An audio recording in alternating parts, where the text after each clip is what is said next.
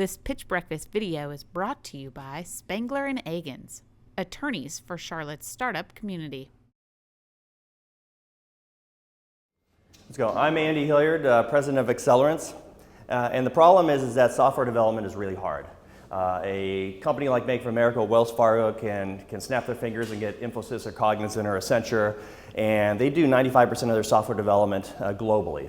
If you're a startup, you do your own coding, you hire a couple of freelancers, but that doesn't scale.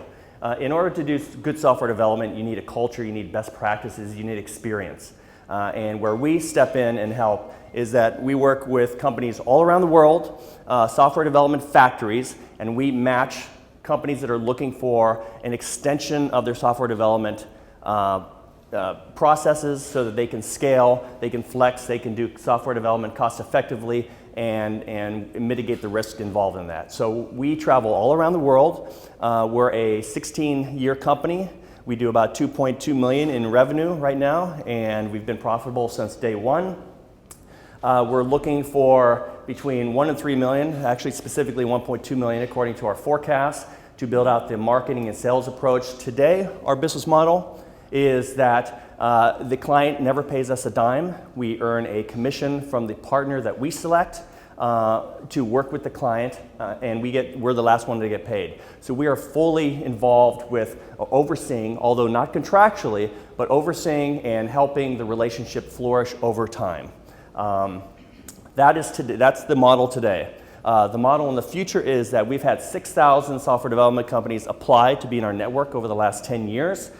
In September, we're launching an alpha of our software platform. Think of it of like eHarmony meets software development. You have companies looking for an extension, a culture, someone who they can work with over years and have the best practices available to develop software. And that's going to be in a platform so you can do your own searching and your own matching. And that's one, so it's also like sort of a LinkedIn application too. And the last one, is this time? All right. Thank you. Yeah, you bet.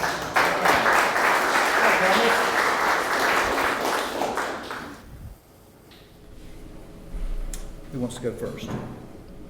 I will. So, good job. You covered a lot in that. I think you probably didn't cover quite as much as you wanted. One thing we often give as feedback on these 2-minute pitches is you don't want to try and condense your 10-minute pitch into 2 minutes. They have to be pretty different. And we see a lot of people who, they just try and take the snippets of the 15-slide thing and cram it into 2, and that doesn't work. So you got to pick a couple key things that you want to emphasize with us. I think you did a good job of painting, software development's a big thing, and the big guys are handling it fine, and little guys, handle it in their garage and whatever, but for most of the world, that's a challenge. What I would have liked more to understand is, I think what I heard is you're raising money to transition from what you're doing today to what you want to do. And so I think you could have spent a little less time on painting the macro picture and a little more time on specifically what you're going to be doing, the differentiator, which is this software platform, right? If I'm getting it right, that's you're right. Automate this. The challenge today is saying that with and providing context. Right. It's like, what is that? But you can't do that. You can't even try to do that. It's not worth it. I mean, don't bother providing context. If in 2 minutes, if you're gonna try to provide context, you're going to lose the audience. First of all, I mean, if you're trying to talk to somebody and you're gonna raise money and you need to provide context, you're probably not talking to the right person anyway. If you're looking for a longer pitch, perhaps you have the chance to provide context. But again, think about the fact that in 2 minutes, all you're trying to do is try to have another conversation. And I think rather than, I would have eliminated all the context and focus on the I think problem solution makes sense, and you did some of that, although not to the point where I was understanding. And then maybe talk about who your customer is and how painful and how big this opportunity. That's what people want to know. An investor thinks of these problems as black boxes, and whether you're selling cleaning laundry services or you're selling a software tool, it doesn't matter. I don't really care. I just want somebody that can tell me, if I give you this much money, how much money can I get out in 5 years? And that's what an investor cares about. And I think you can do that by talking about what problem you're solving, given the sense that it's a big problem, and that you have somebody that is really going to be attracted to your solution. It's big and it's painful. So for instance, right, I think you could have set the context, for instance, by giving me what percentage of companies outsource their software development? What percentage of those projects fail? Tell me you've been in the business for 16 years, because that's great and that's huge. And the fact that you've got 6,000 companies that have applied to be that's huge, because what you're talking about doing, in a sense, is a marketplace model, which we're always, frankly, very leery of, because the challenge with the marketplace model is you got to build both sides of that marketplace, and it's incredibly hard to do. And you at least piqued my interest that you've got the supply side, and then to Lister's point, it's okay, who's the demand side, and how do you get to that? I thought you're a consulting company that is trying. He has been. that is trying to change its model. We have been. To something else. I didn't get where you're trying to be, where you're trying to go. I have You no didn't- clue you where you're didn't trying get to there. go. Exactly. Those are like, so we have one piece, the consulting part, and we're earning advising commissions over the length of so that's one piece of the model. But we're a 2-point-something million dollar run rate company right now. We want to be 50 to 100 million, and the way we're going to get there is, one, build a platform so these 6,000 companies can invest in the platform and their position, and we can earn more money because it's scalable, right? So we earn more commission from that. The other thing, which I didn't get to, was the prime model. So now we're going to start becoming a prime contractor. Contracts go through us. We're not just matchmaking, and we get to choose which partner that we know best can fulfill the services, and who best to know. We've done all the due diligence. We know which partners are the best match. So that's really, instead of earning 12%, we're earning 100%. But I think, if people learn how to write or how to put together a talk, usually you want to be organized and you want to tell them what you're going to tell them, and then you tell them something, and then you tell them what you told them. But that doesn't work in this 2-minute pitch. You have to throw that away and get to the essence from the very beginning, because you may not even have 2 minutes. So you're going to have that one sentence. You have to throw the punchline at the very beginning. I'm not sure what the punchline is yet. And even after answering some of the questions. And I think you have something, but I don't know what it is or where you're going. In essence, who's your customer? What is the pain that you're solving? And why are you different than any other consulting company or any other software developer out there? That is what I think is going to be able to get me to the next step. Yeah, absolutely. And frankly, to answer that question, so we constantly have people traveling around the world doing on-site assessments. We're talking to the software providers' customers. We're doing video interviews of their business and technical leadership.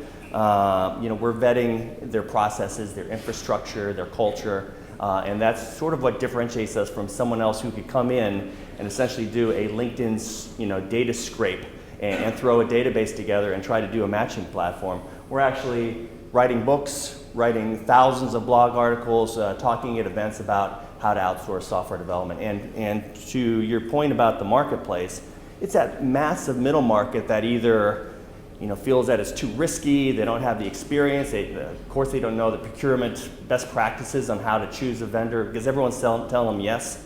And so we come in and we can help them separate the wheat from the chaff. We can do scorecarding of what they're looking for and who's best in that area, and then we can sort of help them through the due diligence and then help them ramp up.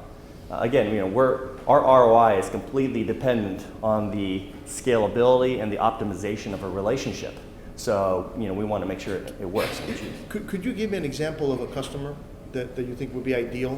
What are they trying to? Why they cannot go anywhere else? So, I talked about the tier ones, the Cognizants of the world, the 50,000, 100,000, 200,000 person companies. Our partners are between 50 and 2,000. We like to say they're big enough to scale, but small enough to care. Our 50 partners are in 30 countries. They're generally between... You're describing, sorry to interrupt, I think you're describing the suppliers. The suppliers. He's asking you about the buyer. Okay, so the buyer needs anywhere from 2 to 200 resources. And why is that? Because... But give us a specific example. What's a company? So there's a local company, Portrait Innovations. Okay. And they need to build a new platform because they provide 3D printing and on-demand printing, and they have studios around the country and they're growing really fast. So they have a lot of online presence and software and B2C marketing presence. So they need a platform that's being built over 8 to 12 months to get for the Christmas season this year. They're using 8 to 10 developers, depending on the cycle and the development cycle. They're going to need, obviously, continued enhancements and maintenance. So they don't have the skill sets or the expertise in-house. They want to find a partner who can be dedicated, who can be their extension software, and they want a relationship, essentially, that they can have people moving back and forth. They're taking advantage of $20 to $50 an hour rates. This partner has done platforms in B2C, maybe in photography, maybe in 3D printing or whatever it happens to be, and everything's lined up so that the risk is mitigated, they've been vetted, they have clients just like them doing the same thing, and therefore they can get to the work of developing together. So this client, Portrait Innovations here in Charlotte, the Costa Rican team has come up here a couple of times, they've gone down there a couple of times, worked together, and they're essentially a virtual extension of the company. So how are you going to scale that? How are we going to scale that? I mean, I get how that's a business for you and how that's got value. Mm-hmm. I'm not getting how you're going to scale that differently than adding more bodies and being a mini. What's the 1.2 million you use for? 1.2 million? Not $1 billion. 1.2 million is essentially to use for sales and marketing efforts to help us promote the platform that is going to be launched, and also for adding project managers, architects for the prime model, so people would come And the through platform will do what? You as a customer want to do .NET development for a B2B platform that does XYZ. You have preferences towards Eastern Europe because you have good experiences there, bad experiences in Latin America, Asia. You want Microsoft certified, you want a team of 5. All these hard criteria you're going to put into the platform. And you're going to start making shortlists, just like you do on Booking.com or any other matching platform. You're going to come up with a shortlist.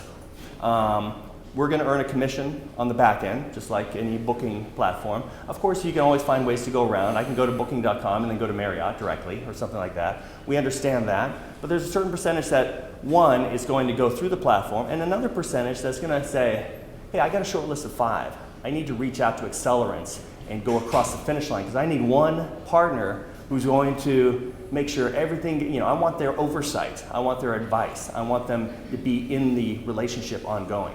And that's where we sort of step in. It helps us because it qualifies the deals, it gets a short list down, we understand what the client is thinking and what makes them comfortable, and then we can get them over the finish line.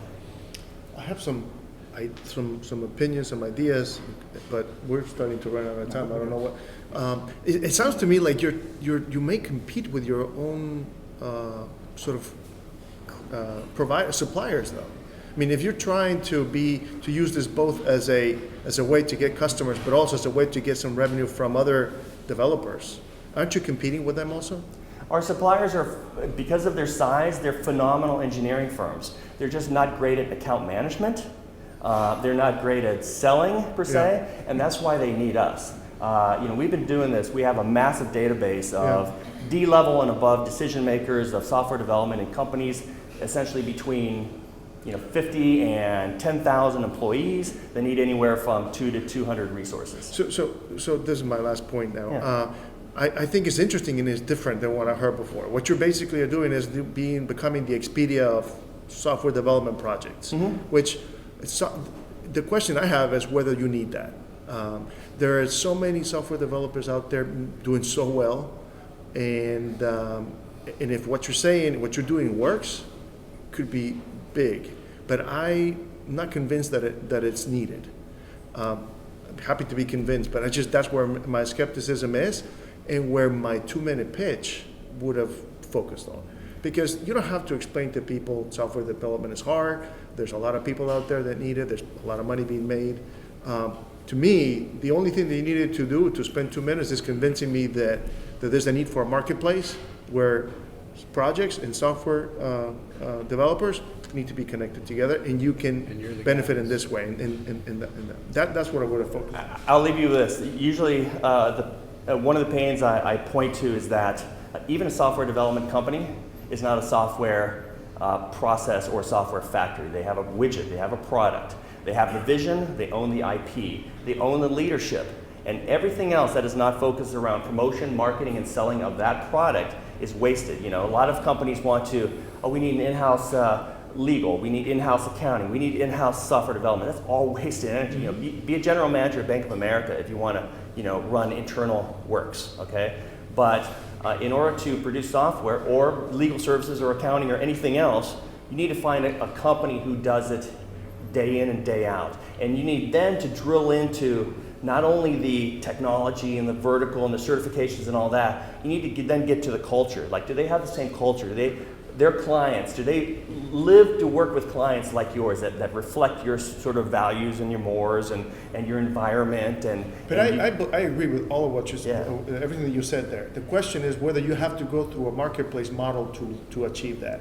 Because companies are doing that today, going directly to, and trying to find who is the right partner. And they get yeses from everyone. And they don't always work. I agree with that Most too. of the time they don't. But I don't know how the marketplace model is going to fix all of that just because now I have a better database. I mean, I'm not saying that it won't be the case. It might be a better Google. It might be a software development company Google. We understand that. We also understand in order to plant our stake, we need to have them do their own research, read our articles on the platform itself, learn about software development and what it really takes to be successful, get to a point where they will engage us. So, thank you very much. Well, thank you.